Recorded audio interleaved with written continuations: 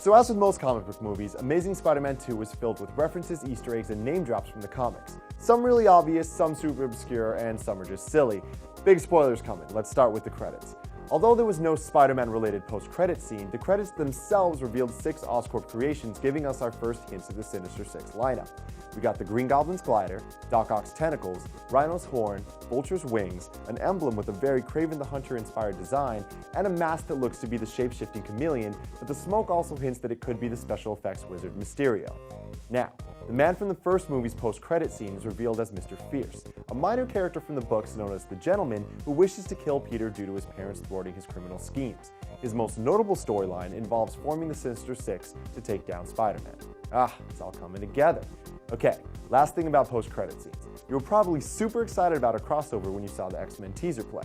Unfortunately, it's not what it seems, and it's actually just a bizarre deal between Fox and Sony.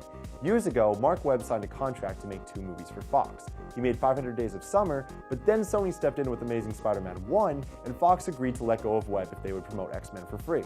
And that's what this is. On a sad note, but very cool nonetheless, Gwen Stacy's wearing the same outfit she did in the comics, and when she dies, the clock spins like crazy with its hands ending on 121, which is the issue number of the Amazing Spider-Man comic the night Gwen Stacy died. Whoa. A little more lighthearted, let's get some of the silly stuff out of the way. During the first battle with Alexei, Peter pulls his enemy's pants down, revealing rhino-covered boxers, a fun little nod to the villain he later becomes. Also during this scene, Peter's phone goes off and his ringtone is the classic 1967 Spider-Man ditty, a song later referenced to by Harry Osborn when he says that Spider-Man can do whatever a spider can.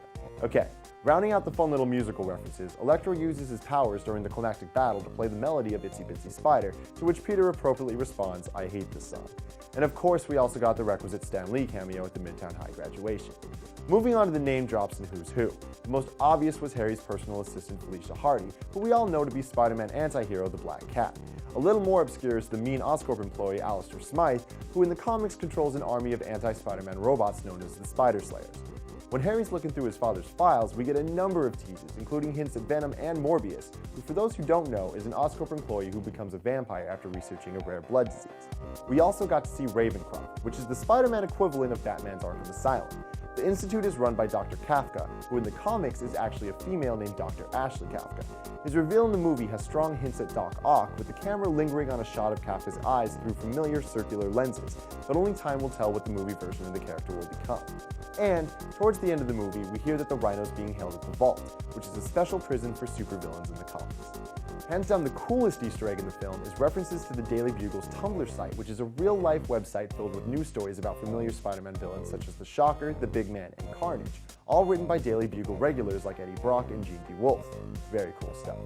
So, did you guys catch anything cool? Let me know in the comments, and for more on the future of the Spider-Man series, make sure you check out our Comic History 101 videos. Until next time, I'm Tim Geddes.